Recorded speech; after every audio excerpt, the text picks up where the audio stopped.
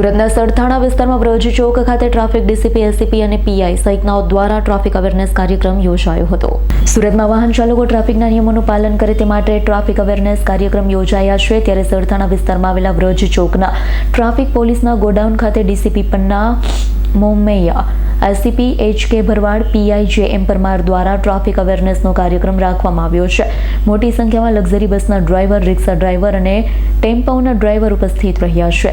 તેઓને વગર કારણસર હોર્ન ન વગાડવા, રાઇટમાં જવાનું હોય તો રાઇટમાં જ ગાડી રાખવી, લેફ્ટ જવાનું હોય તો લેફ્ટમાં જ ગાડી રાખવી, સિગ્નલનું પાલન કરવું તેવી સમજ આપી સાથે વોર્નિંગ પણ આપવામાં આવી હતી. કહેવામાં આવ્યું કે અમારે દંડ નથી જોતો, પણ જો સમજાવ્યા પછી પણ ભૂલ કરશો તો દંડની સાથે કાયદાકીય પગલાં પણ લેવામાં આવશે.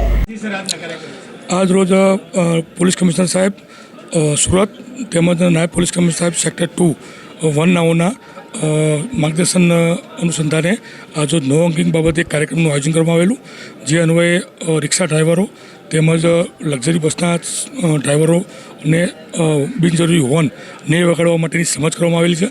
અને આ અંગે બિનજરૂરી હોર્ન વગાડવાથી શું નુકસાન થાય છે તે અંગેની પણ સમજ કરવામાં આવેલી. Bureau report, S9 news, Surat. અમારી તમામ માહિતીથી અપડેટ રહેવા માટે જોડાયેલા રહો S9 ન્યૂઝ સાથે.